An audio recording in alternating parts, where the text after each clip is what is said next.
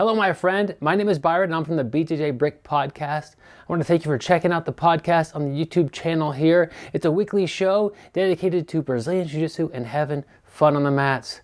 Enjoy the show.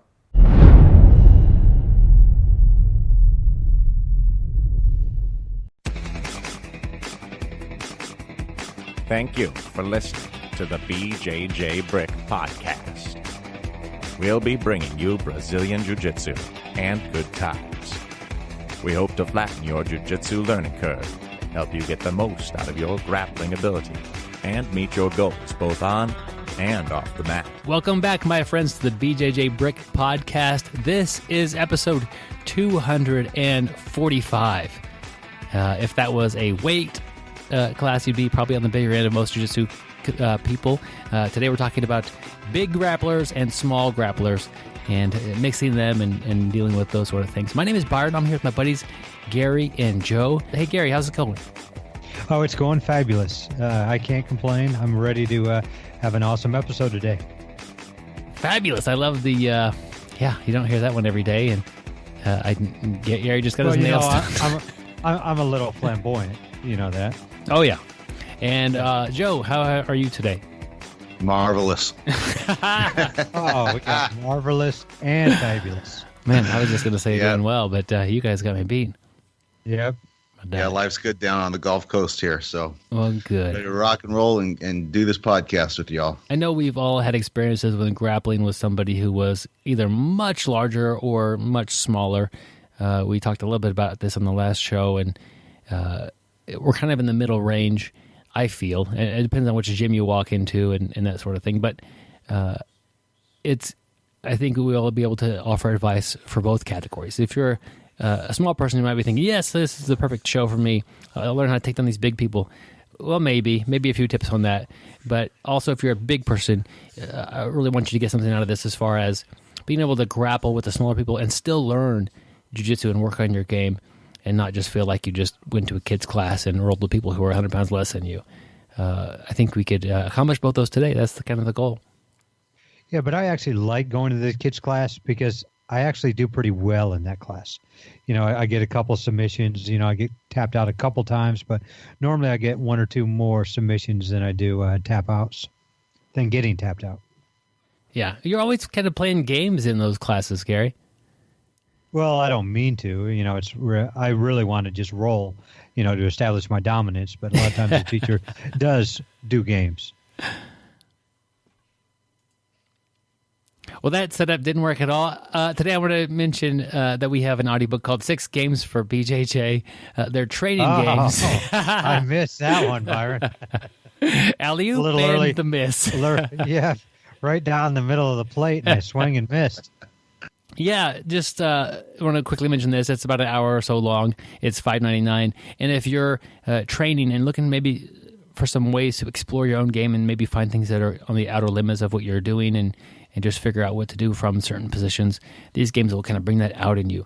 And they're designed to do these games while you're rolling, while you're live training, just changing your kind of the modes and the goals you're working towards while you're grappling, and you'll see things that you don't normally see. You could roll every day the same way, and you know you'll get better at jiu-jitsu, of course. But when you kind of tinker with things, experiment a little bit, set some limits with what you're doing, you'll find parts of your game you didn't really know were there. And the great thing is, it's going to fit your game, and that's what these are designed to do. There'll be a link in the show notes. 6 BJJ training games, and they're fun. Like Gary with the kids class, he's having fun and learning jiu-jitsu. Try not to get armbarred by kids. You know, I can give a testament to your 6 games for BJJ. It has definitely helped my game. It has made me better. Definitely check it out. I think you'll like it, and I think it'll help your game, which is the most important.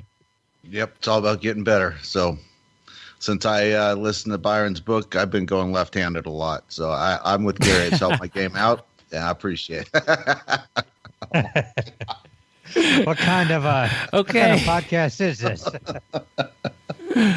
Oh man, can't even make the simplest and most innocent of statements on this podcast without getting grief from you guys. Yeah, that's.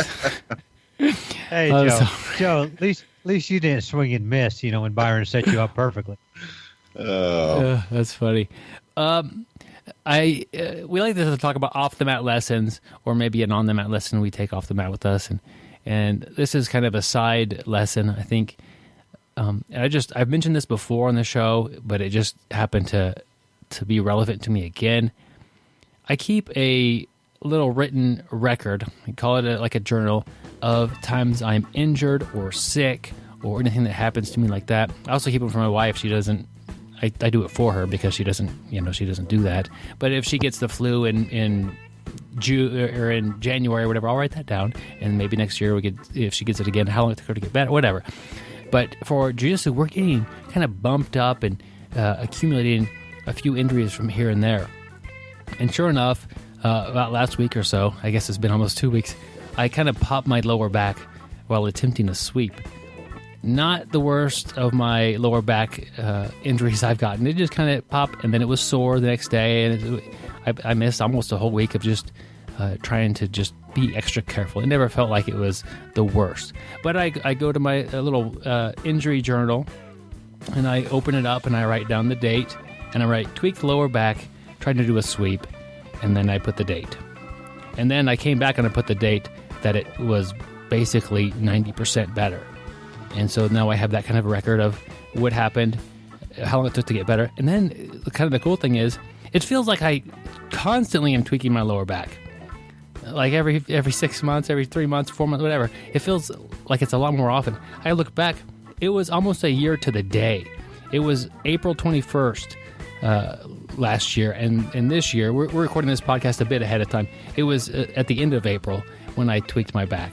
So it was April's not a lucky month for my lower back, evidently, but it's not constantly. It's not something that happens every couple of months. I got a whole year in between that, and I couldn't. I'm looking up further down the record there, but it's not like a constant problem. And I think that helps you track things. And if you tweak your knee or something happens on your body, write it down. And you can see if there's a pattern, or see, okay, it's always my left knee, or it's always when I'm doing this technique, and that'll help you either avoid those or address those, or even just dealing with that frustration to know, okay, it's going to take about 10 days for this to get better. So just I have a heads up. I've done this before. I wrote it down, and I remember, not really remember, I could reference that. And I think that's something that we should all be doing. I strongly recommend it. Make a little pain journal, injury journal, and just keep track of what's happening to you on the mats, or in life, if you're getting sick, or you might be able to figure out that you have an allergy to something. Every springtime, the first time pollen shows up, you miss a day of work or something like that. That's something that would be nice to be able to tell your doctor when you finally go in. Hey, here's what's been happening to me the last couple of years. But it's super easy. Basically, you get a piece of paper and track what's happening with your body and what's causing it. Byron, I wonder if, like you said, it was April 21st 2 years ago, and then end of April this year.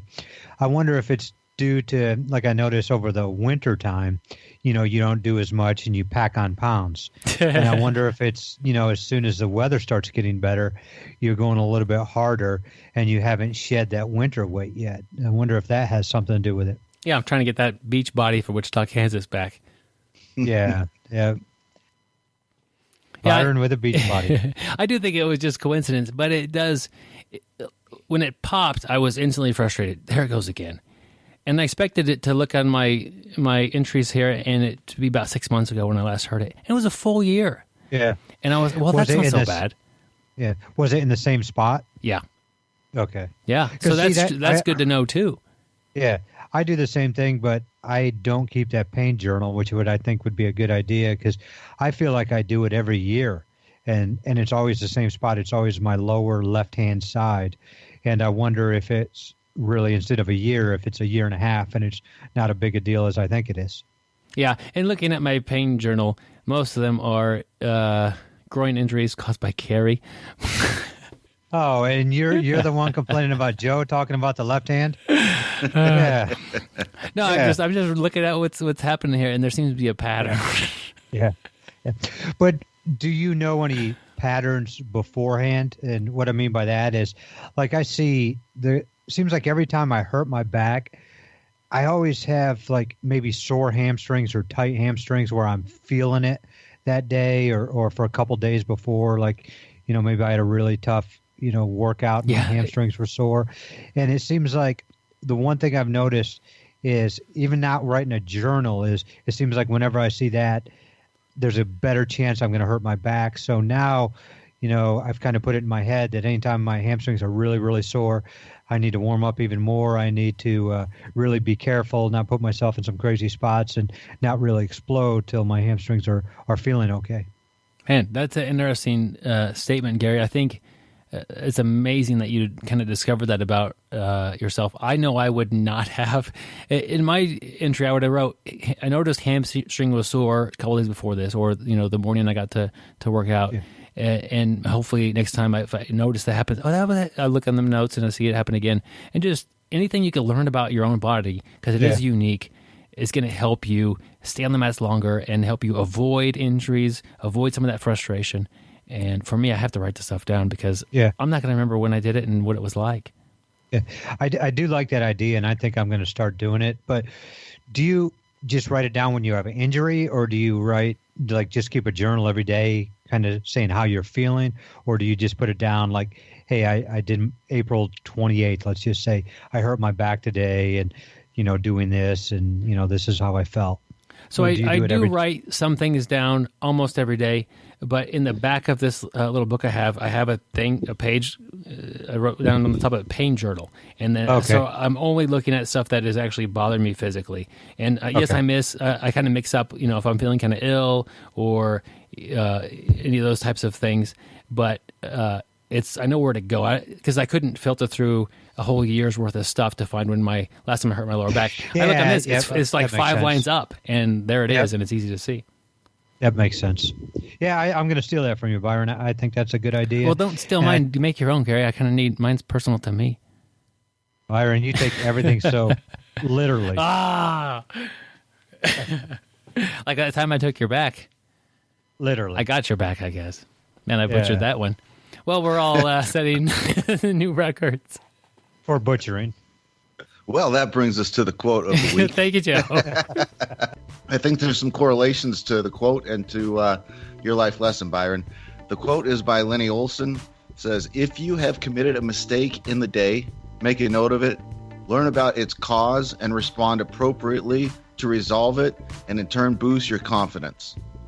So, I think it's important not just to note the mistake, but like Lenny says, to learn about its cause and kind of do some investigation and figure out why you might have made that mistake so you can avoid that later. And I do think that correlates to your pain journal, like Gary was talking about. Look at what's going on a day or two before, if there was any maybe warning signs that you could note. And by keeping track of that and analyzing it, you can avoid things in the future that'll may cause you injuries. Yeah, I really like this quote, and I think it does go just like what you were saying, Joe, with that pain journal we were just talking about. And it made me think of a little conversation I was having today with one of my training partners. And we were training Thursday night, and he ended up taking mount and grabbed my head, like going for a guillotine. And I didn't really defend. I thought I could sneak out the back door and thought I was going to be okay. I kind of let him get that position and thought I was okay. And, 30 seconds later, I was tapping quickly. And, I thought about it. And, after we got done rolling and, I was just sitting alone, and like Lenny says, I committed a mistake. I'm making a note about it. I'm learning about its cause, and I'm trying to respond appropriately. So I was just thinking, I was like, I was really lazy. I need to address when somebody gets into my danger zone instead of just thinking I can get out of everything. I was too lackadaisical. And, so that training partner, I was thinking about that afterwards, and I was talking to him on Friday about it too, later on. And so we rolled today, and the crazy thing was he was on the bottom, and he tried to sweep, and he exploded into me, but he was grabbing a single, and his head was on the outside. And as soon as we hit the mat, I grabbed a guillotine on him pretty quick and choked him. And we stopped for a second. He started thinking, and he's like, I was really trying so hard to get out there, and I make that mistake with you a lot of times, and I end up getting guillotined. And it was funny because we both just stopped, when I did it, made a note of it. He did the same thing, made a note of it, talked about his cause, and we were figuring out ways to respond appropriately so we want to get hit again with that same maneuver. But yeah, I think this jiu-jitsu or anything in life, this is a great quote. Yeah. Gary, would you say that that's one of the best things about jiu-jitsu is being able to make a mistake, learn from it, and keep going? Yeah, that's what I love so much about jiu-jitsu is we're always going to make mistakes. And when you're going against a very good grappler, a good grappler, and you make a mistake, you're going to pay for it.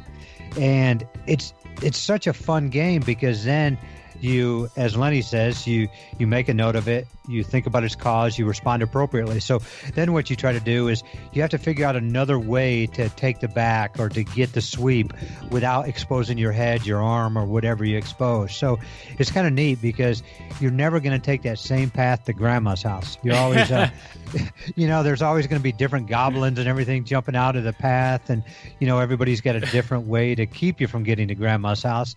And you want to get to grandma's house because you want those cookies. So you're going to find a way to get there. So that's what I think is so great about jiu-jitsu. Even if you have to go over the river and through the woods, you're going to get to grandma's house. Yep, we're going to grandma's. I've never heard that one before, Gary, but I think I explained that. And, yeah, I told you I wasn't a typical normal person. Yeah. So, I'm gonna go outside the lines a little bit, Byron. And that's what you have to do when you're a smaller grappler grappling with one of the bigger people on the mats. You're gonna have to find a different way to grandma's house in order to get the job done. You're gonna have to change a little bit of what you're doing. Yeah, and think about it. Like Joe said, you're smaller. You need to get over the bridge and through the woods to grandmother's house because when you get to grandmother's house, you get cookies, and then maybe you'll get bigger. Oh. Yeah. You were playing a small man game on the way to grandma's house, but when you leave, you're playing a big man's game. Grandma takes care of you. Oh, man.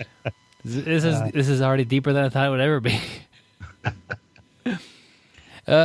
So as we transition here to the idea of big grapplers and small grapplers, I just kind of want to set the ground and kind of determine what are we talking about? Like what size difference actually starts to matter?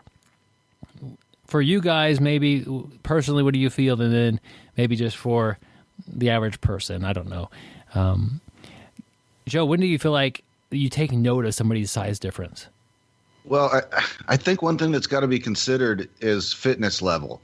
A guy that's just bigger than you by 30 pounds, but it's because he's carrying a just extra weight, is probably not going to have that much advantage over you. But if you're pretty fit and he's pretty fit and he outweighs you by 30 pounds of muscle, I certainly think that's significant.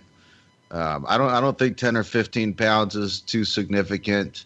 When it comes to getting crushed, I think probably 250, 260, the total weight. I think that's when I'm really thinking a guy's a big guy. Yeah, I'm thinking just a little less than you, Joe. I think 20 pounds is about when I really start feeling the difference. You can just tell you're on the mat with somebody that much more stronger than you, that much bigger than you, and that's when I feel like I start feeling it. Yeah. I think the idea of getting crushed, there's a minimum there that they need to get, and it's typically not a lot less than me, which sounds weird. But in a bad position, you could be 10 pounds smaller than me and be crushing me, and it is miserable. And yes, that's easier to do if you're bigger than me. But I've been crushed by a lot of people who are of similar size than me, and a lot of times I'll roll with bigger guys, and I just won't let them get to that position, and I don't have to feel that crushing pressure. Sometimes I think the people your own size are the better at crushing. They have, it seems like, better technique. They've really worked on that part of their game. And I've had some guys my size, 10 pounds smaller, that get onto me and crush me. And some of the bigger guys, I'm still getting crushed. They may be 70, 75 pounds heavier, but I just don't feel like that technique is as good as that smaller person. I think sometimes when you're bigger, unless you have similar sized training partners, you may not, you're always feeling bad for your training partner. So you may not be working that as much, just that smothering, side control. I think that's absolutely true. And I tell, like big new guys, some of them you don't have to tell, they're just bulldozers. But If I roll with a guy that's been rolling a few months and he's got side control and I don't feel any pressure, I try and look and see how he can improve and tell him that he should hear me breathing heavy and talking different when he's got that position. Yeah, you guys make interesting points. And a couple episodes back, we talked to Moku, heavyweight, black belt competitor, top-notch guy, and he talked about not being comfortable competing in the absolute division because he doesn't crush his training partners. And so now he's worried about bringing that kind of same style into the competition and not being able to turn that switch on to just smash the smaller competitor in the absolute division. It's not something he could just turn on and turn off. He's going to go, he's worried he'll go a little bit less than he could because he's used to rolling with smaller people in a more polite manner. And it's an interesting thing to hear from a top-level black belt competitor say that. But I see how that could happen. Yeah, I could see how that could happen, and I always kind of feel bad for the big guy.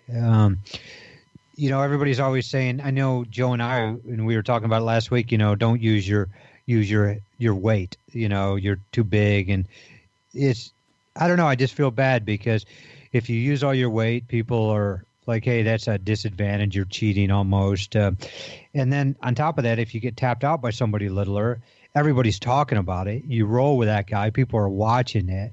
And it just seems like sometimes people want to see you get tapped out. And, it's just a tough situation. I think sometimes I really wouldn't want to be in that situation. Sometimes you feel bad about using your strength. And Byron, I remember talking to you a couple of weeks ago. We were talking about the big guy we roll with, and he just likes to get position and hold it, and he's darn good at holding it. He's heavy, he's strong, he's fit, he's athletic. And I remember you were saying it's like, hey, people would probably roll with you more if you reverse position every now and then, let people sweep you, put yourself in some bad positions. And I think there's a little dilemma with people, larger people rolling. Yeah, they are playing a different game on the mats and socially, like next to the mats. And if they mess it up, that's going to affect their training. And the guy that Gary's talking about, super nice guy, very polite. And the thing I like about him is he's trying really hard, but I could tell he's not trying to actually do damage to me. That intensity isn't quite there to where I feel like he's training safely with me, and he's respecting the fact that I don't want to get injured doing this, but he's trying really hard. He's just being safe with it, and yeah, we'll get onto that a little bit about talking to these people and kind of getting them to understand what's going on. But him playing the same game over and over again isn't really helping him a ton either. But back to the original thing, really. Around 30 pounds difference, I start to notice the weight pretty significantly. And like Joe said, how good of a shape they're in is a big deal. You could be big and not be all that strong, and you could be about my size and be way stronger than me. And those are different things. I guess that's kind of what's nice about having a variety of people to train with, because it helps you understand sometimes even by looking at somebody what they're going to be able to do. Like if you happen to find yourself in somebody is kind of coming at you off the mat and they look aggressive. I rolled with like 8 people that looked just like you physically, and I have an idea if he pushes me how far I'm going to fall back. I understand if he grabs a hold of my head what it's going to feel like, and just kind of give you that ground rule of understanding what this person is capable of doing physically. And I think that's a lesson that we don't always appreciate. So let's just say you guys are grappling with one of the bigger guys or gals on the mat, and it's a pretty good roll, pretty competitive, and you both are working pretty hard. What positions, what techniques are you looking to go for, and why? Well, I'm not going to concede a bottom position if I don't have to. I like playing from top if I'm playing with a bigger guy. If I'm playing from the bottom, I really put a lot of focus on frames. If I'm bottom side control, I try and block the hip, get my knee in there if I can, and start working a guard back. And I think probably full guard is the safest position for me if I'm on bottom with the big guy. I'm kind of the opposite of Joe there. I mean, I do like to get top position against the big guys. That's where I want to be. But sometimes actually a lot of the times, I pull half. I get into half guard. I feel comfortable in half guard. I feel like I have good sweeps in half guard that I can get myself on top. And I think sometimes, I guess because a lot of the big guys I roll with are super big. Byron knows my old training partner was probably 280 pounds. And I'd never even like to get on his back because if he would roll, if he was turtled and I tried to take his back from there, he would roll and it was almost like a dump truck, a street paper going over the top of me. And And you guys would roll hard. Yeah. And I think that's, one of the reasons, I'm trying to preserve my safety. And I feel, that I've got good frames, as Joe was talking about, in half guard. I feel like I can, come out the back door or get some sweeps there and get to the top position, which is my goal, is to get up top. But sometimes it backfires. They do pass my half guard, and then I'm in trouble, and I'm like, why did I pull a half guard? Gary, are you using a knee shield at all in the half guard? Or Yeah, I'm using a knee shield. But, I'm not just trying to sit in half. I'm trying to dig an underhook. I'm trying to sit up from there. And I really like the old school sweep, so I'm trying to sweep from there. But sometimes that knee shield, gets passed, and then I'm in major trouble. Yeah. But it's funny because that does happen. As soon as I feel that pass coming against a really big guy, all of a sudden in my head, I'm just like, oh, man. And I'm just scrambling any way to get out of there before it gets set. I think this is interesting because, we had an interview with Brandon Mullins a while back, and he talked a little bit about grappling with bigger people. And it came down to playing your A game against them. And as Joe describes his favorite techniques against bigger people, and so does Gary, I would never pull half guard on a bigger person. To me, half guard's a miserable position with people my own size. It's not something that I'm good at. It's uncomfortable, and I'm generally not doing well if I'm in the bottom half. But Gary survives and thrives there. It's just a position he's better at. And so really, if you're looking at your game and none of it does well against bigger people, well, you also have to compare skill level too. But someone with same or less skill, because the people even with less skill will be giving you a hard time. You maybe should develop a stronger part of your game that is going to match up well against them. We talk about over here, and I'm on the same page. Prefer to be on top. When you're rolling with a bigger person, it's great to be on top. Hard to do sometimes. Some of those takedowns are really tough too. One of my easiest ones is to pull guard. It's actually a fake guard pull, and then come up with the foot. And they're so used to people pulling guard on them because they don't want to battle for the takedown. That when you stand back up with the foot, they're kind of surprised and like, oh, I'm playing guard. That's one of my. It's kind of a surprise-ish thing, but a fake guard pull has been really well for me. And I do. Gary talks about Gary's example is a bit extreme. The guy he was 280-ish pounds, very athletic, I don't know how to picture a much stronger of a person than that, but Gary didn't like to be on his back. I prefer to be on someone's back when they're bigger than me, over mount or side. It's just I feel like it takes their strength largely out of the picture. But when their size, their volume of person that they are, can smash you like Gary was experiencing sometimes, that kind of changes it as well. Yeah, that's a good point, Byron. I think it's all, our experiences that we've had against people. Like I said, back control is a great position to be in, but I guess that was my first really big guy I ever rolled with, and I rolled with him a lot. And I would get back and I would get steamrolled, when he'd roll over, and I just felt like I got run over by a truck. So I kind of stopped doing that, and it's probably because that was my first experience with a really bigger grappler. But I like going back to what Brandon Mullins was saying and what you said there, Byron, is, it does make sense. We are going to, and I never thought about it, half guard is my favorite position. Joe likes top position. Byron, you like whatever. You'll finally get to grapple with me one of these days, and I'll be in a position I like. Yeah. But yeah, it does make sense. We've got something a position we like, and the one thing I notice about my half guard is a lot of times I can get away without good frames, but when I'm going against a larger individual, I have to really concentrate on framing. Yeah, we didn't talk too much about strategy. We talked about some positions and some techniques, but would you guys say that the bigger guy's likely to tire a little quicker? Would you think that coming at a big guy and just staying really busy, if you're a smaller guy, would be a good tactic?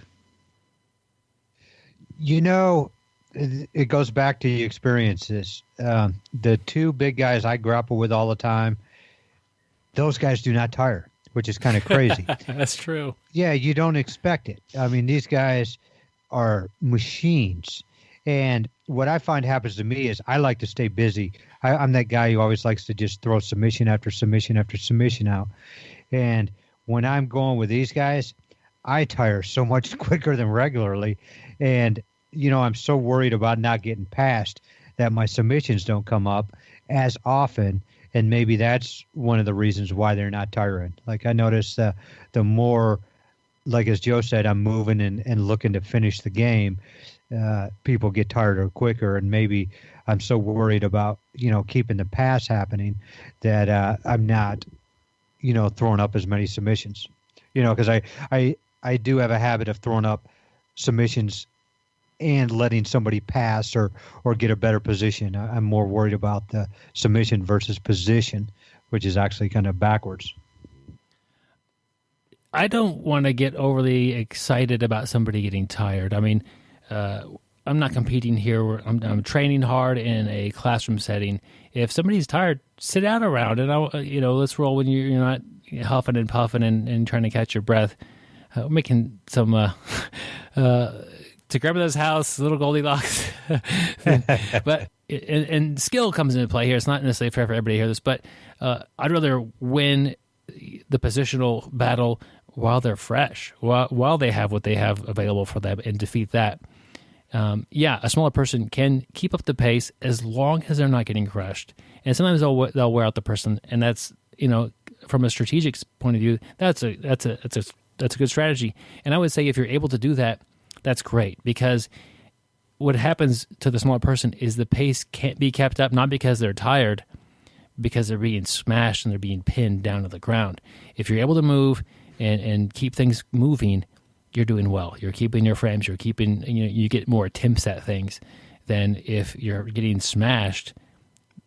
There's not a lot of excitement you're going to create, not a lot of movement you're going to be able to make and get the person to get tired. It's pretty easy to smash somebody for 5-10 minutes. What I see sometimes, you're talking about that, Byron, of getting smashed. I notice if I'm getting smashed really bad, I tire quicker. And I think a lot of it, first of all, some of it's from pressure. But I think I break a little bit mentally, too. You're just so sick of being on the bottom, not being able to get out. You're wasting energy. And then pretty soon your mind just, falls off a cliff. Not positive things are happening in your mind. And I do find, sometimes I start breaking a little bit mentally if I'm, just on the bottom and just getting smashed for so long, and which in turn is going to make me tired quicker, and which is not a very good situation to start losing it mentally and being tired against a larger individual. So you say that, Gary, but I want to put it in proper context. Gary trains a lot without a timer, where I'll train with somebody for a 5-minute round, and 2 minutes left, the big guy's got good position. This is going to be miserable. Wait, but we it's 2 have minutes. timers? There is a timer, Byron? Some people even have some on their phones, which are like a digital telephone where they have apps and they can have different things on there. But the phone doesn't ring at a certain time. It makes a little announcement or a little sound effect. But, when you're in basically a time limitless round, you don't necessarily go to you submit somebody. It's not what Gary's doing here. They're going to tell, you say, hey, that's good. Let's take a break, or let's just roll somebody else. And that could be 30 minutes. That could be 10. It could be an hour. And you don't want to be in bottom side control and say, hey, I'm good here, man. Let's get a drink of water. You want to get to a neutral position and propose that idea, or even a dominant position. Hey, let's take a break, man. I'm tired of having mount on you. Well, I can tell you, I rolled with a very big guy here a couple weeks ago, and we went for 2 hours straight, no water breaks. And I'm telling you, I guarantee I was on top for maybe 4 minutes. And we were in neutral position for probably an hour and 20 minutes. And I was probably totally on the bottom, either mounted in under mount or under side control for probably 30 minutes. That was a brutal day. But that's like, you have more opportunity to be kind of broken mentally and frustrated because the timer is not going to save you.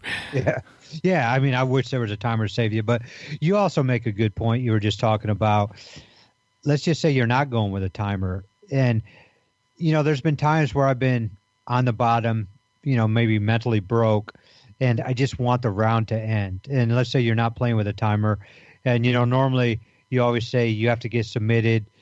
I don't know. I never stop unless I get submitted or I submit somebody, or if I'm on the bottom, like kind of like what you said, Byron, I'll sweep to get to top position. I'll try to get to a top or a neutral position, and I'll be like, hey, man, let's get a drink real quick. One more thing kind of about the, strategy or different way of thinking about it. An easy example, I think, to explain is arm drag from guard or from butterfly guard. I like this technique a lot. It's a good way to get to the back. If I'm going to arm drag somebody my own size or smaller, I really try to get them to turn, and I'll meet them halfway. If they're a lot smaller than me, I'll just basically stay on my butt and I'll rotate them and I'll get their back that way. But if they're bigger than me, I have to move around them. And so just the idea of I have the luxury of making them move, or I have to get up and move around somebody. That's a recurring theme when you're rolling with somebody of a significantly different size. Yeah, that's definitely. And Joe, I want to ask you a question. Me and Joe are a little bit older than the average grappler. And Joe, what age did you start at? I started when I was 37, but then after a year, due to life circumstances, I took a break, started again at 44. Okay. And I'm 51 now. Okay. Because I started at 35, 36. And, the one thing I think about bigger guys, and I do see some of my younger teammates, in their 20s, young 30s, and they can use their speed aspect against the bigger guy. And Joe and I, starting later and being now, we're both 51 years old, like, I am so slow, it's unbelievable. Like, I don't think I could be faster than anybody out there on the mat. And, I think that's, I don't know, I just see the young guys just, almost going around in circles of these big guys. They're slower and they make up for it. And, I think as you get older, we don't, that's another skill set we lose to try to, take on the bigger individual. Yeah, that's definitely a tool for a smaller guy to use. And it's there again, it's just staying busy, even if you're not looking to tire the guy out. There's some of the smaller guys and fit young guys that I grapple with, and I seriously feel like every time I turn into them, they're not there, and then I got to try and turn and spin, and like I'm always a half step behind, and and certainly they're just busy, and I'm playing catch up all the time. Yeah, those are the people that really get me, the really fast people, and I always feel like they're 4 or 5 steps ahead of me. I never know where they're at, and I can't catch up. So something that's important for the smaller people to realize that you may not notice, that they do have an advantage training with the larger or stronger training partners, because you are really getting a super training partner.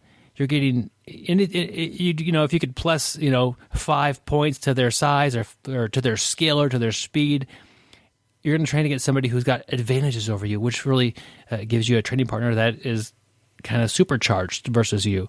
And whether you could hang with them or not, skill level is a different thing, but just getting that person to train with is good for your training if you can do it safely. But on the reverse end of it, if you weigh 60 pounds more than everybody else in the class, all of your training partners are kind of taken down a notch, and you're going to suffer some of those consequences of basically not training with anybody your own size, anybody your own strength, and definitely not like a supercharged training partner or somebody who's a lot bigger, stronger than you. And that does have effects on your development on the mats. Yeah, my advice to the big guy that finds himself in that predicament is just take a few minutes of each roll or a portion of each roll, and just, with a guy about your skill level anyway, not a new guy, but take a few minutes and work on that heavy game. And I think your teammates will understand that you got to develop that part of your jiu-jitsu. Just as long as I don't have to be the volunteer.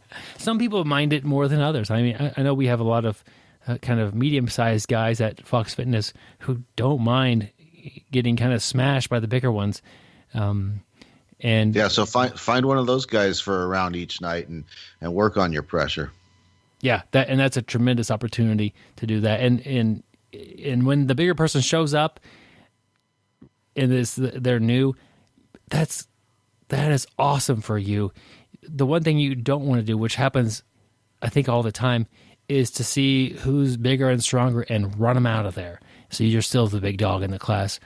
If you're 280 pounds and another guy 280, 290, 300 pounds shows up, that's going to be your best training partner that you can get in about a year. If you decide to just beat him down and show him that you're the boss and run him out of there, you just made a huge mistake as far as the development of your jiu-jitsu. You need to exchange phone numbers, and if he's not coming in for a month, to call him and see what's happening. And you need to pick him up. Yeah, this is your dues. partner. Yeah. Well, it made me think about what Joe said earlier. You were talking about not run that guy away. We never want to run anybody away, but, that could be a great partner. And I was thinking about what Joe said earlier when he's training with somebody who's kind of new and they're in side mount and Joe doesn't feel any pressure. Joe's going to, work with that guy and say, hey, here's how to put some pressure. He's going to be on the receiving end of taking that pressure and help him out. And it's just, it's just makes your room so much better. It makes your team so much better when you've got people like that who are going to help you out, or people like Byron is just talking about, a big guy who's going to realize that that's going to be his best training partner. Let's keep that guy in here. It's going to help me. It's going to help that guy. And then it's going to help the whole room. Everybody just get better exponentially and literally.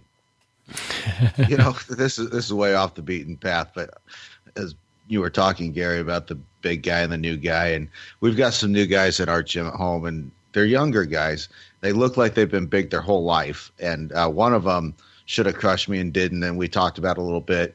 And I wonder for some of these kids if they've been told their whole life, you got to be careful, you're the big guy, don't be aggressive, and I wonder if it's ingrained in some of them. It seems hard to break them of the habit. Yeah, I think that's probably true. I bet it is ingrained in some. And Joe, you probably see it too, like I do. Some of these younger guys, they go really, really soft with us. They know we're a little bit older, and I'll tell guys sometimes, it's like, hey, you can turn it up. I'm going to roll exactly how you do. I'm not as gentle as some of the other teammates who are making fun of my age, seem to think I am. So I just think there's a lot of polite people out there. They don't want to use their strength or their size, or they don't want to beat up the old guy. Yeah, and then after the round, they say, "Are you okay, sir?" Oh, I'm hanging in there. I think one of the easiest things to do if you're a bigger person and you're wanting to actually work on your jiu-jitsu and not just have kind of, I guess, a boring roll or non-competitive smash roll, is to pull guard and work on your guard. Again, referencing the interview with Moku a couple weeks ago, he was a guard player because he didn't want to rely on his strength to get better at jiu-jitsu. And now look at him. He's great at jiu-jitsu. Pull guard and work on that a little bit. And, if you're the person who's been coming to class and never pulled guard because you're 100 pounds bigger than everybody, people will be surprised at first. And yes, your guard is not going to be that good, but you have a lot of room for growth in that area, and it's going to be a tremendous jump in your your jiu-jitsu knowledge because you have something that hasn't been worked on. But just the idea when a big guy pulls guard and they didn't have to in a training setting, it just sets a tone for, okay, it's not that he's not going to try, it's that he's not going to try to use his strength or size. And then try a technical sweep or try like a nicely set up submission. You're not just kind of bullying me over and getting on top.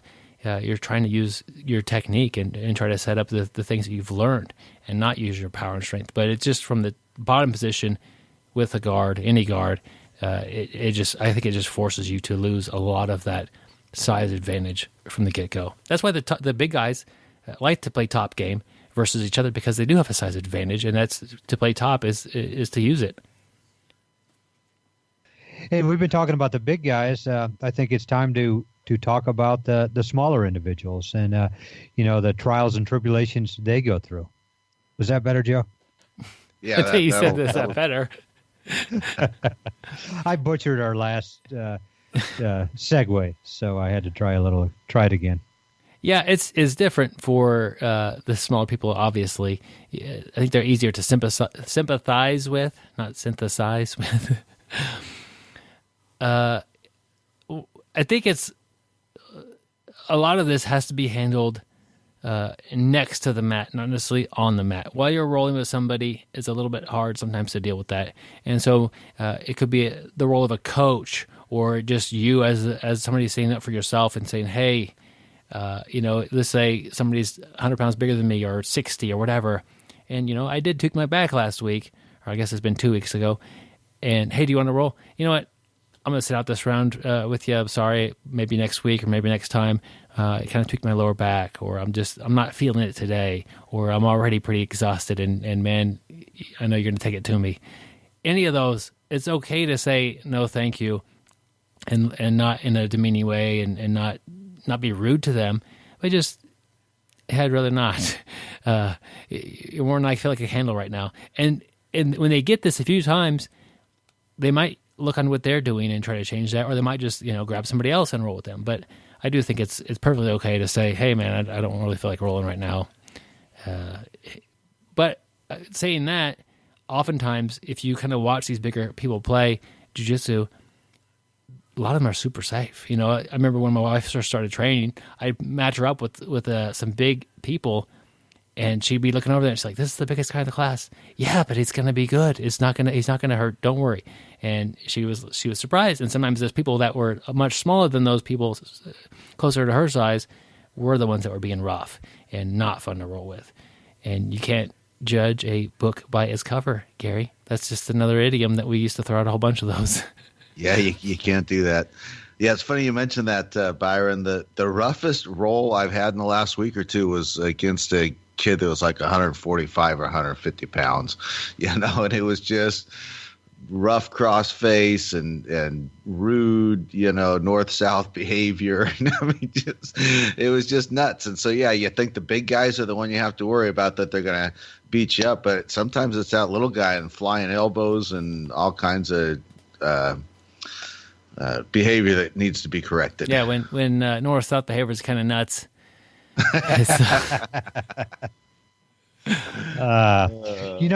Personally, I like rolling with people much smaller than me. And I don't know, I just like to flow and try some crazy stuff I would never do. And I'll play a really loose game and just keep it fun. That's really fun for me. But I do have a lot of my smaller training partners will tell me sometimes, it's like, hey, Gary, please put some pressure on me. Like, I think sometimes I turn it into just such a flowing roll and just trying stuff, and that I don't ever put pressure on them. Like, I'll pass to side control, and then I'll just let all the pressure up and let them catch me back into half or side or half or guard, wherever they want to go. And I've had training partners correct me, and it's like, hey, Gary, put some pressure on, please. And so sometimes I'll just start going my normal way, and then I'll, depending on how that person wants to go with me, I'll go there and try to put a little more pressure if they need it. But I think I am just trying to be nice. I try not to be that bully when I do outweigh somebody tremendously. Yeah, and even when you're playing top, it's a good opportunity to work on a different style of play or different techniques. I'll usually cage the hips with a knee and an elbow and try and control them that way and give them some space to move and work on that style of play if I'm rolling with somebody smaller. That's a very good point, Joe. Yeah, try something different that you normally don't do in your A game. It's kind of almost going back to the 6 games for BJJ. Like going to your bad side, doing something a little bit different, and just it'll make your overall game better. Yeah, and I'm thinking about when my wife is training, I am her main training partner. She'll get on the mats and roll with other people, obviously, but I always roll with her, and just by that one thing right there, she rolls with me more than anybody. And I have gotten into the habit of not rolling super hard against her, rolling kind of like Gary's describing, kind of a more playful style, and letting her do things and like that. And occasionally I think, you know what, that's not necessarily the best for her. And then I'll try to kind of flip a switch and be more aggressive and put more pressure. And sometimes she responds, great to it. And sometimes she gets frustrated by that. But I probably should just, hey, this next 5 minutes, I want to roll a little bit more aggressively. Maybe just give her that little heads up. I don't know, because it must seem random to her. Yeah. Well, I saw today while you guys were rolling, you turned it on a little bit, and she went for a guillotine. And you were defending really well where she couldn't put it in, couldn't finish it. And that was a great sweep to mount she got onto you and finish that guillotine. And you were actually choking. But what really impressed me is like you could just see the power of that sweep that she did. What would you call that sweep, Gary? I would call it 3 men in a sweep or 2 men, a lady in a sweep. Does that sound good? Did she get some assistance? So Byron's rolling with her, and but she's got Byron in a guillotine, and Byron's defending really well, and she's in the guard, and and I was rolling next to her with my training partner, and I told her to put a hook in and try to sweep, and she tried, but Byron's just too big as we go into that point. So while Byron couldn't see because his head was stuck, me and my training partner came around and I helped the sweep. So it was pretty impressive. That was a very nice sweep. Yep. The best though was when she did get top mount and finished. Yeah. Saying all these things, not all submissions versus big people are the same. Stuff from the bottom, like armbar, I think sometimes you're going to get crushed. Triangle, sometimes you might experience some getting crushed. Omoplata, you're off to the side. You're kind of next to the person. Crushing may not be the answer they look for. Guillotine, I'm pretty comfortable trying that on bigger people. Sometimes they shoulder in and put some crushing pressure on.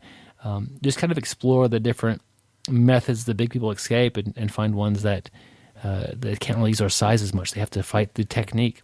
Like a lot of leg locks. A lot of leg locks are highly technical, and their size is out of the play. Out of the play. I really think chokes work great against big guys. I always call chokes an equal opportunity submission. They're going to work on anybody, and once you've got your arm wrapped around, and sometimes I think being the smaller person is better to choke. I mean, I've got a training partner who weighs like 120 pounds, and his arms are so small. Like, I think I got my chin tucked. I think I got control, and that arm fits through. And some of my bigger training partners, their arms are so big, they can't even, though they can crush my head, but they can't really get to my neck. But I do think, chokes, guillotines, rear naked chokes are great submissions to use against larger individuals. Yeah, Gary, you ever hear of a guy named Helio Gracie? Never heard of him. Who's he? I thought maybe you might have. Yeah, he said for the choke, there are no tough guys. Yeah. So yeah, that's like you say, a big guy can power out of some of the other stuff, but with the choke, you can sort of be off to the side a little bit. The omoplata, that's a good one too, Byron, because you can put the submission on and have zero of your opponent's pressure on you. Yeah, and you're talking about chokes. There are no tough guys. I remember when Byron and I first started, we had another really big guy that we trained with, and the guy was mean and cocky and mean and cocky and mean and cocky. But the best I ever saw, and everybody, me and Byron were the two bottom people in this class, and there were very few people who trained back then. But he was saying how somebody could not rear naked choke him, or he could just peel the arm off. And it was so great because Byron took him up on it. And Byron got back position or back control. He gave me back control. That's how cocky he was. Yeah. And Byron put it on, and this guy was like considered a god, like nobody could beat him or whatever, until Jason Birchwood came down, which was great. But it was great because that guy's face was turning purple. He was about to go out, and I know Byron. The guy got out of it, but I was watching. I know Byron let him out of it to save his face a little bit. But and that's really early in my career. We were probably in it 2 months at that point. And I just remember watching, Byron 100 pounds lighter. Here's a very cocky guy. You just said he's so strong, he can get out of this move from no matter who puts it on him. And Byron was about to put him to sleep. Yeah, that whole story. And I do remember, he's gonna be pissed when he taps or goes to sleep. When rolling with the big guys I train with regularly, I'm good to go. If I catch them in something, I catch them. If they catch me, that's fine too. But when I don't know the person, I'm a little hesitant to tap a big guy that might just end up making him mad. I kind of want to see how they react to a little bit of adversity because, like I mentioned before, I don't like to roll people who feel like they want to hurt me. And, if I am rolling with the guy I don't know, he's got me by 80 pounds, and I piss him off, that's a bad idea. So I still find myself doing this today. I'll roll somebody I don't really know that well. They're a lot bigger than me, and they're not terrible at jiu-jitsu. I'll probably just work mostly positions, and I won't really work that hard to submit them. And I don't know if that's the best thing to do, but I do think that it makes it a little safer for me to not really agitate them a ton. Man, I think that's great advice, and I don't think you have to only apply it to big guys. I actually roll with a guy that he's a nice guy, but he does not like to lose. He's small and he's quick, and he'll slap a submission on so quick you hardly have time to tap before you're in deep trouble. And I've seen lower belts tapping before and just thought, oh crap, that guy's in trouble now. So that's great advice. If you're not up for that type of grappling and you're grappling with someone like that, just roll smooth and easy and play for submit or positions and don't poke the bear. Yeah, definitely. You don't want that wounded cougar coming out. So we're talking like it's the same thing, somebody's size and strength, but they are two different things. You could be a very large person and not be all that strong. If you had a sedentary lifestyle, you never did anything physically as a younger person, you could be pretty big and not all that strong. Size is still a factor. Just the bulk of somebody can become a big deal. You might find yourself like, I can't go to close guard. This person is too large. Or your triangle may not be possible because just the size of their shoulders. And there's a lot of instances where just the size of somebody, even if it is a strong and fit person, but they're much bigger, they're not using their strength, but they can't not use your size. Your size is just part of who you are. It's like being tall or short. It's easier to armbar people who have longer arms. You can't make your arms shorter. You have to just deal with that. So there's not just the issue of them being much stronger or much more powerful. Just some people are big, and that's a factor. You may get both hooks in and feel like, I don't have any control of this person at all. Like they're able to still rotate their hips because you just don't get that control that you used to have with your hooks with that pressure because it's not really wrapped around them very well. There's a lot of instances where just somebody's actual size can mess up your jiu-jitsu pretty quickly. Byron, I've been around you for a long time now, and you used to always tell me that size doesn't matter. And now I hear you saying the opposite. I never thought I would ever hear that from you. Yep. Something about me has changed, Gary. I think not being able to get close guard is a really good place to start. And as we've said at other points in this episode, just kind of pick an alternative to work on. And, feet on the hips is great. There's ways that you can sort of play the close guard game without being able to connect your feet together. And if you're rolling with a big guy like that, that's a good opportunity to work on some of that half butterfly and transition maybe to spider guard if you're playing in the gi. And Size can definitely be an issue, but it's a good opportunity to explore some other things. Yeah.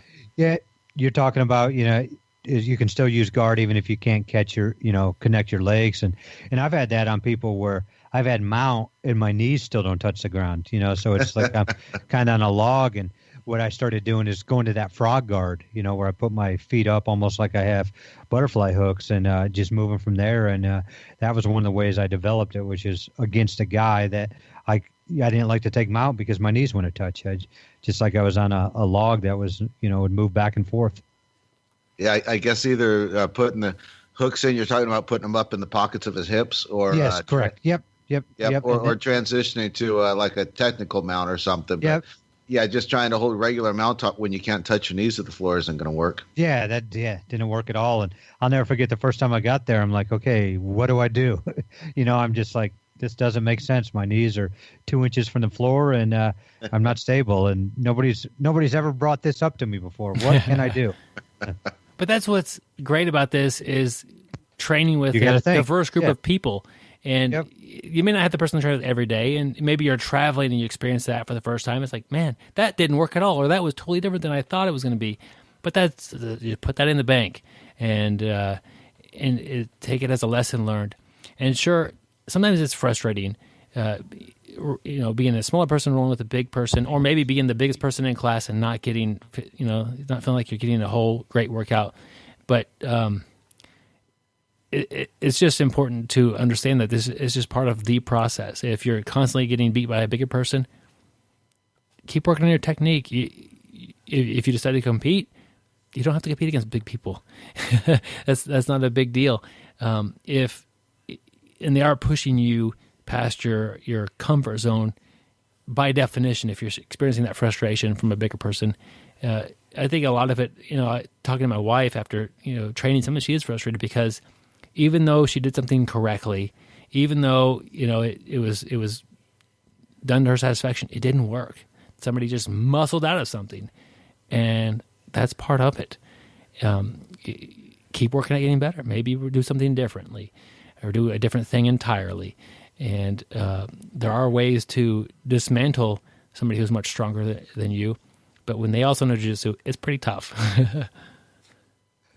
I like what you said there, Byron. Sometimes, we do everything right and it's still not working. And, one thing that's always helped me is I always look at that as an opportunity versus getting upset. And before I used to get upset, it's like, hey, how come that didn't work? And now I look at it as a way to expand on my jiu-jitsu game. It's like, okay, I did this perfect. Somebody's really strong and muscled out of it. Now I got to figure out a new setup, a new way to get to that same position and make it work. Maybe I just need to adjust this, adjust that, and it will work. As Byron says, it'll allow me to dismantle that person. And I just like it now because it's almost like I'm taking my car back after, running a quarter mile, and I'm trying to tune it up and getting it to run a little bit faster, a little bit better next time. And I'm just trying to make my submission a little bit better each and every time by fine tuning it, and hopefully it'll work that next time. Well, this kind of wraps up what we had in mind for the big versus small or small versus big conversation. Really, it's going to be training wise, try to use it and think of it as a good thing. And I guess really more focused on talking towards the small people rolling with the big. They are an advantage. And it goes back to, Gary mentioned, we had kind of a bigger, kind of a not super nice big guy that was one of our early training partners. And we didn't really like him as far as rolling. He was a nice enough guy, but he was kind of a pain to roll with. And then one day we had a guy come into the gym, and he was kind of looking to test us and push us and see if we could fight well. And the big guy was like, yeah, let's go, man. I'm like, oh, that was cool. Oh, he's here. That's a good thing that he could handle, because I was like, I don't want to fight anybody. And they didn't fight, but it was a different type of grappling that I wasn't up for. A guy trying to actually injure me or test and see if we were a bunch of chumps on the mat. And the big guy stepped up, and it might just be, you're a big guy, you eventually become friends with them, and some other big guy comes in and is kind of not super nice, and okay, we got another guy for this, and we've worked with them to get them as good as we can. I don't know, it's kind of that feeling like they're on your team, and that's a big deal. We didn't really talk about competitive, big versus small, but it all goes the same way. Work on your good things and have things that are good that work against people that are big. But that was a fun conversation, gentlemen. Yep, and remember, as Byron says, size does not matter. No, you've changed it on me, Gary. Well, as Byron used to say, size does not matter. And if you'd like to test that theory out, you can find Byron and Gary in Wichita, Kansas, and go train with them. Always welcome guys coming through town to train with us. I'm south of Houston and occasionally over in the New Orleans area. So if you're in the south or in Wichita, Kansas, let us know, and we'd like to train with you. Hey, Joe, what's going on in Wichita, Kansas, June 23rd or June 22nd to June 24th? Yeah, so that weekend there will be a BJJ Brick event hosted by Fox Fitness in Wichita, Kansas. Friday night we'll have open mat. I should be there. Gary, Byron, last I heard both you guys might make it. Yeah. I will be there. I work that day, but I should be able to get off. I will be there. Yeah. Okay, so yeah, we should all be there. I'm flying up that morning. So we'll be on the mats Friday night for open mat. And Saturday we got Tim Sled and Rolly Delgado. They'll be bringing some knowledge. Looking forward to hearing from both of those guys. And then Sunday, the BJJ Brick team will be bringing some instructions, some good times and chokes and jokes. And it's going to be a good weekend. Yeah, the schedule for Saturday, the big day, 10 to 11:30. There's a seminar, a kids seminar at that point. Definitely a message, call, or email to register. You can email Fox Fitness BJJ, FOX, 1X, fitnessbjj@gmail.com. 12 o'clock to 2 o'clock is a gi workshop with Tim Sled. Don't want to miss it. 3 to 5, no gi workshop with Rolly Delgado. Another one you don't want to miss. 6 to whenever, barbecue and beers. What a awesome day. Yep, we're gonna have a great time with the kids. We've been forgetting to mention that there is a kids seminar, and I'm really excited to watch Tim Sled teach a kids seminar and see how he does this, because teaching kids has definitely been something that I've struggled with, and it's just a different thing to do, and I know he's very good at it. And coming from Autos, he's got a lot of different things that I've probably never seen before, and the way he runs a kids class will be very cool to see. So I plan on just showing up and watching, taking a few pictures. I'll probably doing that all weekend anyway. And that's going to be the kids one. So if you haven't mentioned, I'll do it 10 o'clock to 11:30, and it's kind of a separate thing. So obviously the kids don't need to register for the whole seminar. That's when you would email foxfitnessbjj@gmail.com and just contact Jake about that and see again kind of how to set that up. And it'll be, I know we have a good group of kids here in Wichita that'll be attending. And if you're coming from out of town, that's awesome as well. If you bring in the kids, it should be a lot of fun.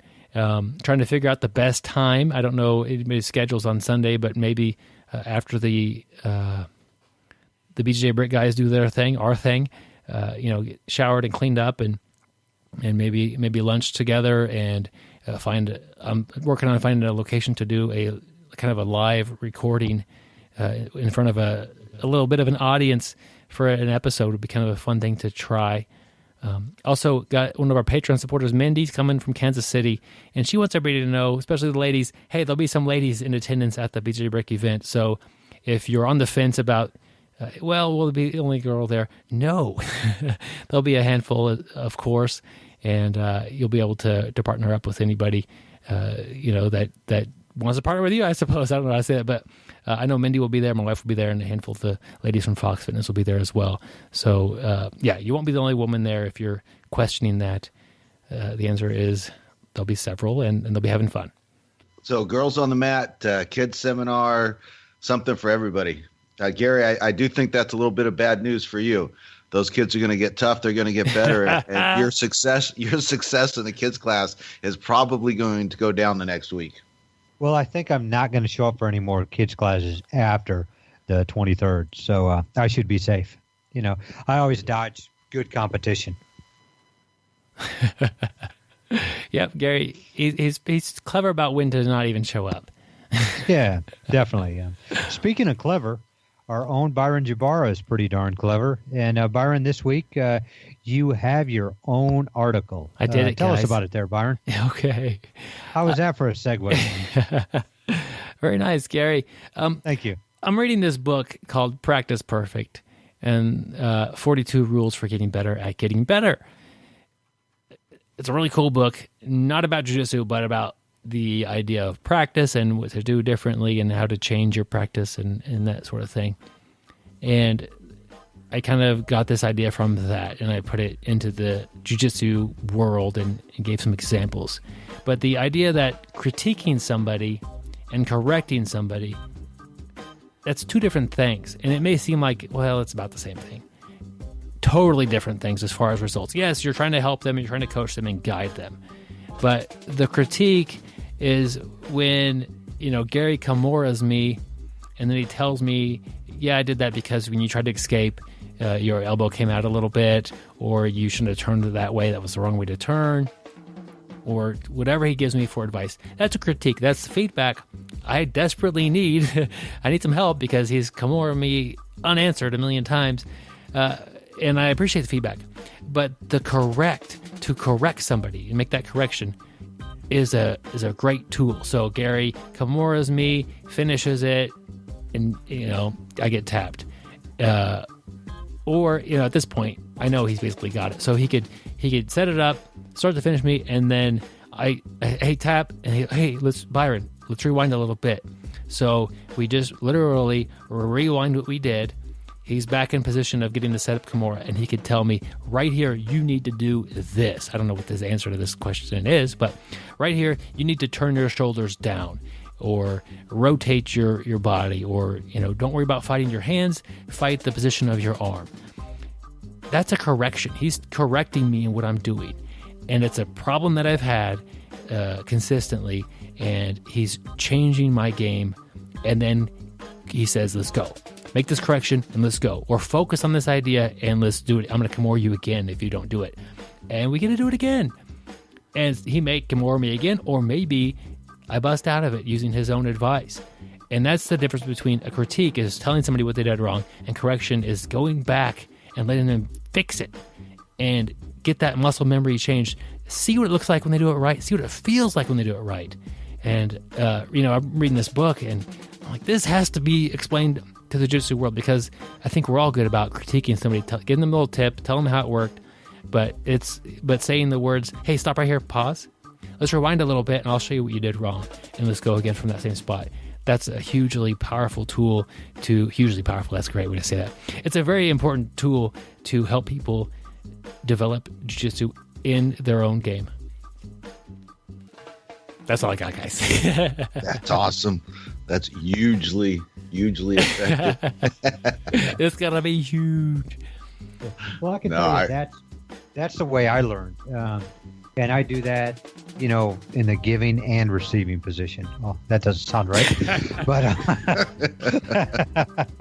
are you pitching? Are you pitching or are you catching?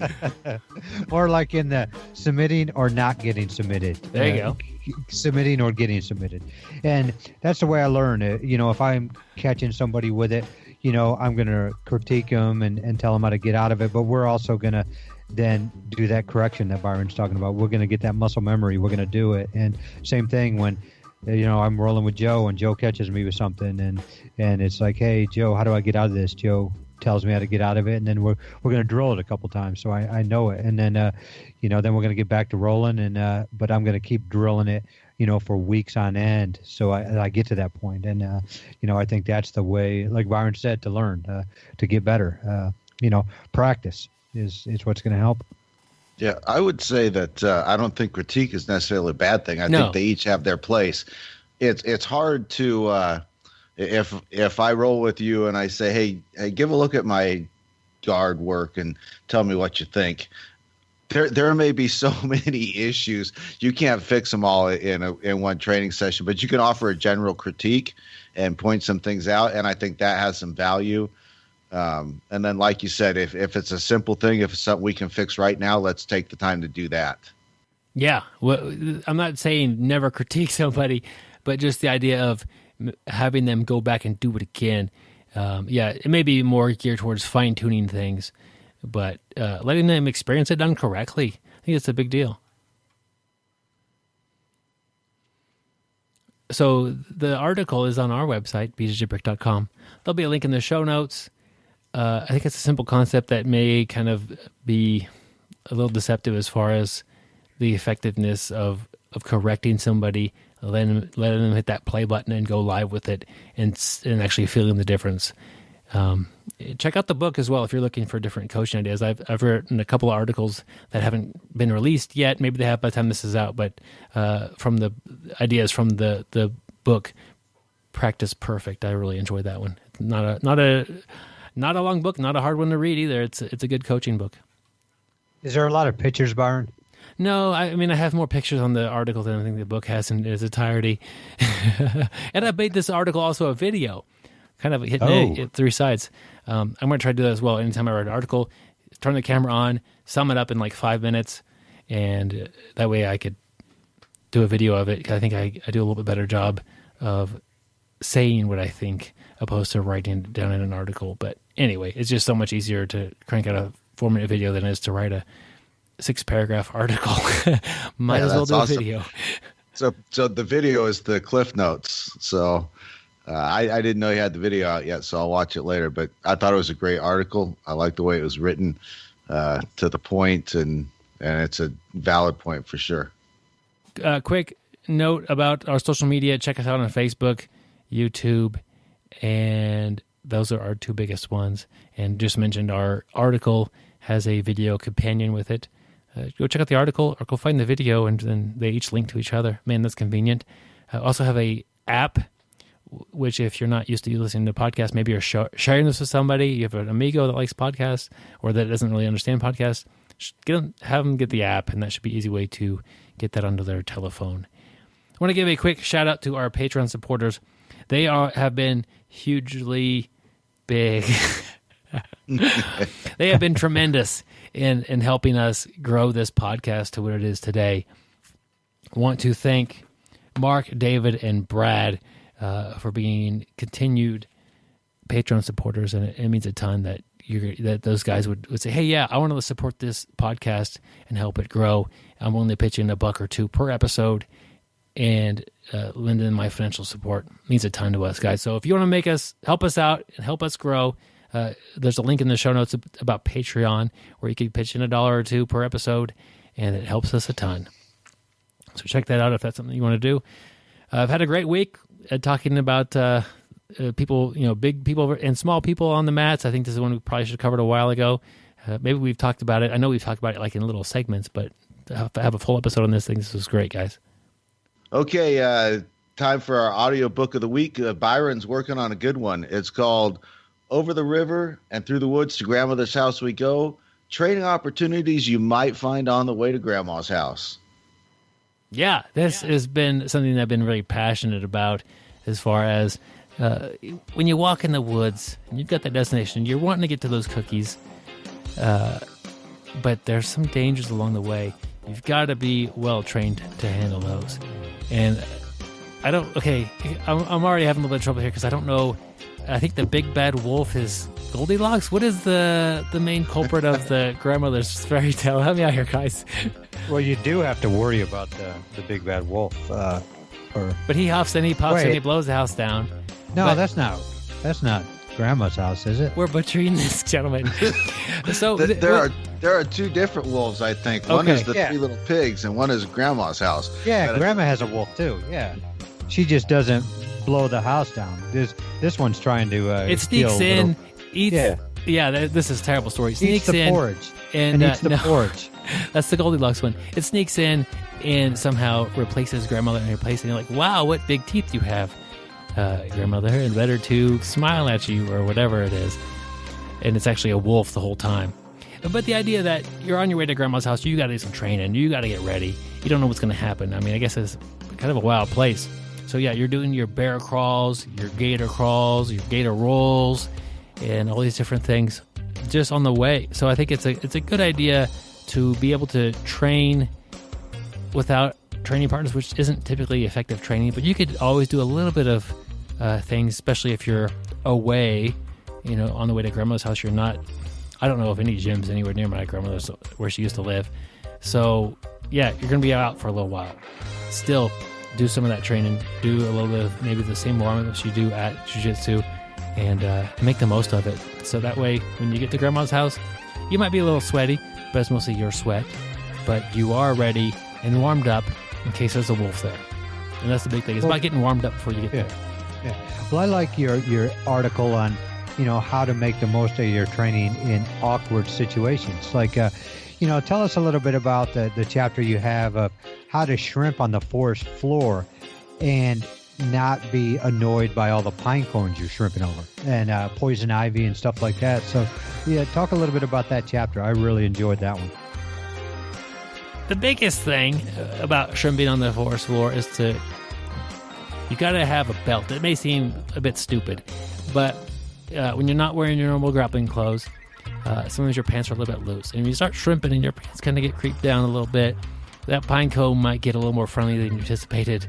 And that's going to make your shrimp be terrible because you experience one pine cone like that and you're never going to want to shrimp again. So just having a belt, keeping the pants up where they need to be, makes your shrimping a lot better in the woods, out of the woods, whatever. And I'm not talking about a black belt or a brown belt or blue or white, just a pants retention system that is the belt. Ooh, even the suspenders would work. I like that, pants retention system. Oh, Never heard of that one. Yep, that's another word for belt. Yeah. Yep. Yeah, I don't know about suspenders. Can you imagine taking a guy's back and he's wearing suspenders? Talk about loop chokes. That would be great. So that's all. It's a pretty simple book. I think it's really aimed at helping, I don't want to say kids because the whole belt idea was pretty adult, but helping people get to where they want to go if it's through the woods. Yeah. Well, the last thing I would like to talk about on that one there, I know you're trying to get out of here and get to a safe place because Byron, likes to go to a safe place. But, you had the, man, I forgot what I was going to say. That's my favorite part about jiu-jitsu. That's my favorite part about talking with my grandmother is she would be mid-sentence. She forgets what she's going to say. So, but she's still smiling and having a good time. That's one of the things that... Oh man, that's terrible. But I don't know. But no, I was going to go back to let's hear it, Gary. No, to what you would after you trained, you would go in and you talk about nutrition, about ways to recover from your training session of shrimping on pine cones and poison ivy, and just the nutrients, the macros and the micros that your mom gave you, your grandma. So tell us a little bit about that, like what she would feed you to replenish yourself. Okay, this whole chapter is just totally out of frustration. You get to grandma's house, you're exhausted, you're trying to recover. Does she have Gatorade? Sure, but it's from the 70s. Not the biggest fan of that. Oh, look, a chocolate chip cookie. That's going to be delicious. So I get my chocolate chip cookie. Thank you, Grandma. I get a little bit of milk. I sit down at the table. I'm all the happy little Byron, ready to go. Take a bite in that thing. And it's raisins. Oh, man. That's a nasty trick. Don't get me started on this. This is the worst thing ever. So, but what she was doing was helping me get a little bit more fruit in my diet. Post-workout recovery, raisins is what she thought would be best for me. So I ate more raisin cookies than I wanted and less chocolate chips than I would have liked. But, yeah, that was her way to sneak in a little bit of healthiness into a cookie was raisins. Darn it. Yeah, but that chapter really helped me because one thing I didn't know about nutrition, and now I've started having raisins, after I've rolled. So it's definitely done great, and it's definitely made me more regular. Don't pick the raisins up off the forest floor and eat them, though. Well said, Joe. That's good advice, and that'll be an appendage later on in the book. Yeah, man. I had a fun time, gentlemen. Stay sweaty, my friends. Hold on. Oh, Gary, dang it. One last thing. We're talking about the nutrition part. Tell us the one about, in your last chapter where you talked about you ate some mushrooms while you were rolling and about the effects that mushroom had on you. So tell everybody about that. That'll definitely sell this book for you. Yeah, you have to tell us about it because the next 3 pages in the book were just gibberish and pictures. Well, that's true. What happened, and it all makes sense now. When I got there, my grandmother had a big nose like a wolf. She was all furry and had giant teeth. You know what? I think those mushrooms kind of did me in, and I was hallucinating some things. And, she called me when I got home, make sure I made it home okay. And a wolf wouldn't have done that. But I thought for a while there that grandmother had turned into a wolf. And I ate some snacks along the way. So did you beat your grandmother thinking it was a wolf? I don't know what happened. I need to go check on her, guys. So, yeah, definitely, Byron. We should get out of here so you can go over the hill and through the woods. This is one of my better audiobooks that actually worked out okay with some help from Gary not letting me go too soon. But anyway, stay sweaty, my friends. And don't forget to go to Grandma's house. Train hard, train smart, train at Grandma's house. And we'll see you all on the mats. Thank you for listening. I hope you find the time today to roll. After all, the best way to get better at Brazilian Jiu-Jitsu is to do Brazilian Jiu-Jitsu.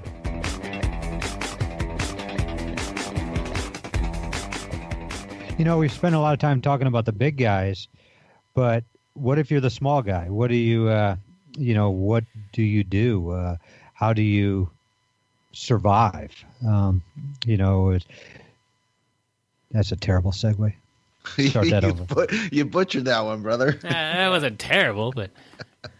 That was terrible. Take another stab at it. Before we go, how about your audiobook, Byron? Yeah. What do we have? When it's hard to find a training partner, gator rolls, bear crawls, swamp monsters, and other... oh, God, I butchered that. Something about the journey to Grandma's house would be funny.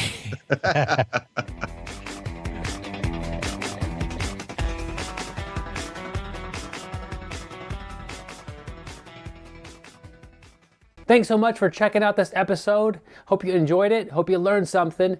Check us out next week. And don't forget to check out the archives at bjjbrick.com or on this YouTube channel.